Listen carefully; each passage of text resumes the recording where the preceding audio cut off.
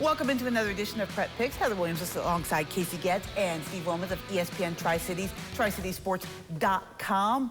Well, Steve, they say nobody's perfect, but there you are, 6-0 on the week. Well, we'll enjoy it this week because it will not last long with the schedule we have this week. Yeah, some really intriguing games. Let's get right to it. Maybe the biggest surprise of the early season, Johnson County just rolling through teams at Cloudland. Casey, we'll start with you this week. Johnson County, I think they continue 3 wins. I think they've gone close to 50 points in all 3 games. I think Longhorns too much, even though Cloudland has bounced back after that opening loss to Happy Valley where they were shut out. They've had back-to-back wins since then. Johnson County too much. I like the Longhorns. Yeah, Cloudland, 80 points on the board the last 2 weeks after that goose egg in week number 1. Grayson Cole has run for a bunch of yards for Cloudland, about 200, 300 yards a bunch the last couple weeks in those big Highlander victories. Meanwhile, Johnson County, you talked about their offense. The great running back Juan Mejia, almost 500 yards on the year. But what about that defense? Only allowing 15 points through 3 games. I think Johnson County gets more stops of Cloudland's ground game than Cloudland does of Johnson County's. I'll take the Longhorns. I don't want to give away too much, but he is our player of the week this week. 7 touchdowns between 2 games last week. Nobody's been able to slow him down at all so far this year. I will join everybody in picking Cloudland. Chuckey-Doak, maybe a surprise loss last week going on the road at South Greene, Steve. Yeah, with the real Greene County teams show their cards, if you will. I can't figure out any of these teams from Greene County quite yet. What I do know is Chuckey-Doak, the defense the last couple weeks has really given up a lot of yards, about 750 total yards. That's not a good sign going to South Greene with quarterback Jacob Susong, running back Nate Rader coming back, and then they had a great all-purpose game from Trip Neas, I believe is his name, last week. So I'll stick with the Rebels at home. Yeah, Sean Jones' company, they've already had their bye week after their first week off in week 2, then another good win last week. South Greene, even though they did lose to Crockett that first game, they played them well. They got their first win last week. I think it continues. South Greene big at home. Just that defense a little too leaky at Chuckey-Doak for me. Yeah, I'm pretty high on South Greene this week. I will join the party and jump on that bandwagon. All right, one of my favorite matchups all year because there's 2 staples across each side of the state line. Union making the return trip to Science Hill this season. Casey, we'll start with you this time. I think it's going to be very similar to the game we saw last year. It was very competitive for about 3 quarters, and just the overall depth, the size, the speed of Science Hill wore down Union. I think last year was 27-6, but it was like 13-6 late third, early fourth quarter. I think the Bears, they may be a little better than they were last year, but so is Science Hill. I like the Toppers to pull away late, just too much Baylor necessary. Aiden Perry, all those guys, just the continued running game, I think, wears down Union. Bears are better because of this game, but they get the loss at Science Hill. You know, necessary may be the leader at the quarter pole for your player of the year this year. I mean, last week it counts for all 3 Science Hill touchdowns at Jeff County, 2 rushing, even threw a touchdown pass, 16 tackles and a pick on defense. Oh, why not a game-changing, field position-changing punt to throw in the mix as well for Baylor? What can that kid not do? But it's not all Baylor necessary. You mentioned all those playmakers. I really like that Stephen Famoyan kid on the outside. Union has not allowed a point in its first 2 games. But Science Hill's a much different team than what the Bears have faced in the opening 2 weeks. I think it's going to be close for a while, but I like, just like Casey said, Science Hill's got too much depth, too much speed, too much up front. They'll wear down the Bears. I think this is going to be a much bigger haul for the Union this year than it was last year, just because last year they got them at their place. This year they got to go to Science Hill.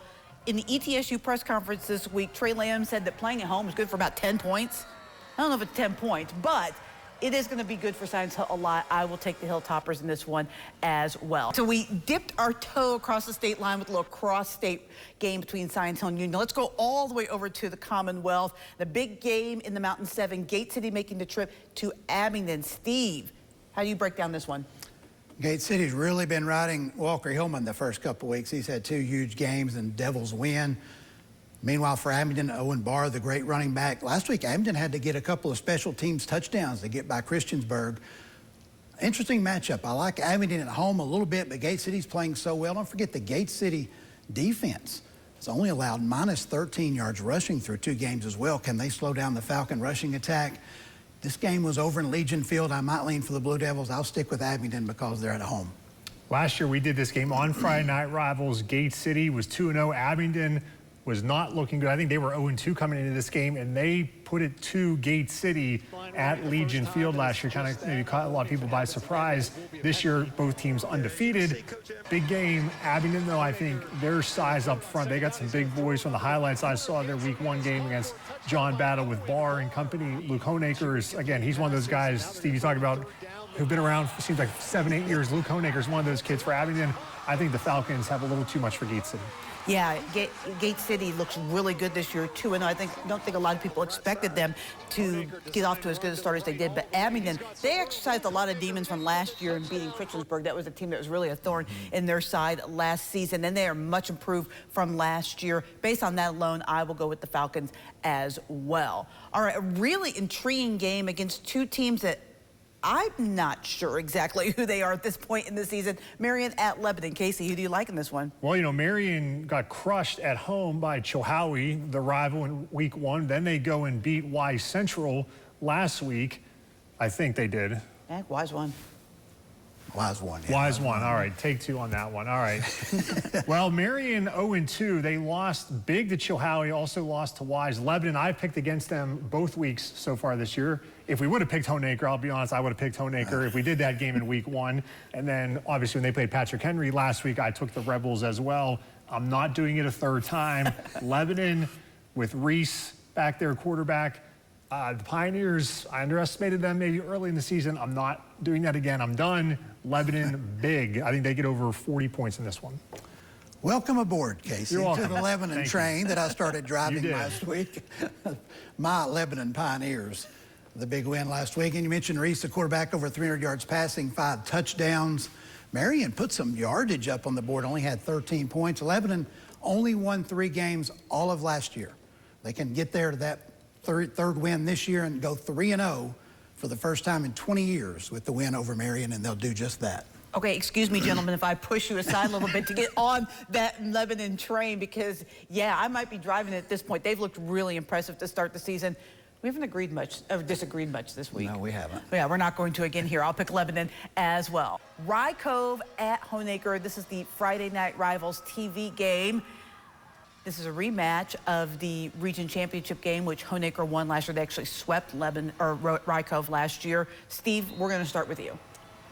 Yeah, I didn't want to start on this one. I've really struggled with this one all week. Rye Cove put up 62 points in each of its first 2 games. Honaker, a different animal for sure, recovering from that first week loss to Lebanon. Got back to the correct verse this week with quarterback Peyton Music throwing 5 touchdown passes. These teams played twice last year. Honaker won by 8 in the regular season, won by 10 in the playoffs. Rye Cove returns a bunch of people from that great team they had last year off to the great start. If this, like the other game earlier in this section, if Rye Cove was at home, I'd probably pick the Eagles. Very carefully, I'm going to stick with the home team in Honaker. Look, they are fired up, focused, and prepared for Casey Getz coming there for the first time on Friday night. I'm going with Honaker. Yes, we're exciting to be there for the first time. Last year was the first time we did a Honaker game. It was on the road. Haven't done one yet on that beautiful turf field they have up there, so looking forward to being up there on Friday. Having said that, I'm taking Rye Cove. The Eagles, they've been taking a step up the ladder in the first year under Coach Collier. They go 8-3. Last year, 11-2, as you mentioned, both losses to Honaker. That has been something that's been in the back of their mind. Coach said this isn't a revenge game, but we stored that away last year. They want to take that next step, and he said it's about time we win one of these big games. Rye Cove hasn't done that yet. I think they do that. Friday night, they get a road win in Honaker. As much as Honaker had coming back from that team last year that won the region championship game, they did lose some key players, especially skilled players, guys that can make plays down the field. Rye Cove has looked awful impressive this week. So I'm going with Casey on this one, and I am picking the Eagles. All right, how about some extra picks, YouTube exclusives? Hampton, a very uncharacteristic 0-3 Hampton team going on the road to Happy Valley. Casey, can the Bulldogs get off the snide? I picked them to win a couple weeks ago against Johnson County, and they did not pull it out for me there. But you mentioned 0-3. They haven't been close. I mean, their first game at Pigeon Forge was the closest game they've had. They got shut out last week over in North Carolina against Pisgah. They got crushed by Johnson County. I'm going to say no. I'm taking Happy Valley. I mean, Hampton, this is the worst Hampton team since I've been here in almost 15 years. 0-3. Never thought I would see that, but I'm going to take Happy Valley at home. I mean, officially, Happy Valley hasn't played in 3 weeks. I mean, they didn't get all that Unicoi game in, shut out Cloudland in its first game. Meanwhile, this is the third game in 12 days for Hampton. They had to play on a Monday and then a Friday, coming back Friday to face a team. Happy Valley has not scored on Hampton since the last time they beat the Bulldogs in 2019. It's like 184-0. They are ready on Warrior Hill to get a victory over their Carter County rivals, and I think they'll do just that on Friday night. I'll take the Warriors. A lot of the attention has been on Hampton being down, and you're right, this is the worst Hampton team I've seen since I've been here, which is really uncharacteristic, and I do think that they will get some things fixed at Hampton. But Happy Valley, in their game and a half that they've played, has looked really good. They were hanging with Unicoi County until that game got canceled. Unicoi County is one of the better teams in the area. I'm also going to take Happy Valley for the clean sweep for the group. Cherokee, coming off that tough loss at Greenville, and doesn't get any easier. They go on the road to Elizabethton. Steve.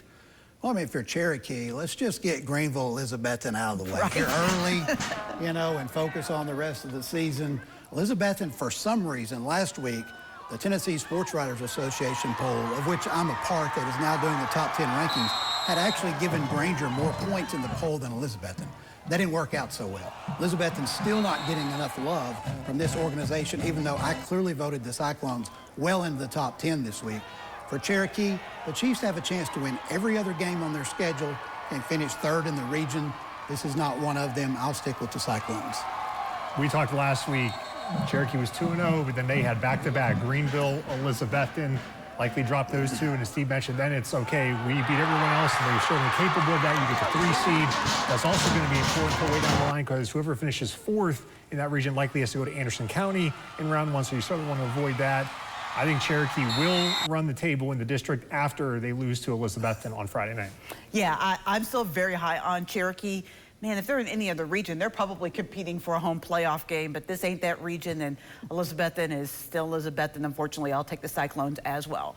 Final game that we're picking, go back to Southwest Virginia. John Battle still looking for their first win, going on the road to Holston. Casey. John Battle, of course, we did them last week on TV against Virginia High. The game was just 7-0 at halftime. John Battle's defense that did very well, but offensively they have struggled. They have scored at just 13 points in 2 games. Holston has been lighting up the scoreboard. Even though a couple years ago John Battle knocked off Holston as a big surprise, I think Holston will be ready for this one. I don't think there's just enough offense at John Battle yet. I like Holston to get this one. Yeah, or defense for that matter. I mean, Holston, I think, had 511 yards rushing in its win last week, well over about 750 yards on the ground in 2 games. John Battle has given up just about that amount in 2 games, so I think this is a big Holston win. I would really like to pick John Battle just because we have picked every single game. Except for one. Except for one. The same. Yes. But I can't do it. I just can't see Holston losing at home. They don't do that very often, so I will pick the Cavaliers as well. All right, thanks for joining us on this special YouTube edition of Prep Picks. Don't forget, you can get all your scores and highlights on Friday Night Huddle.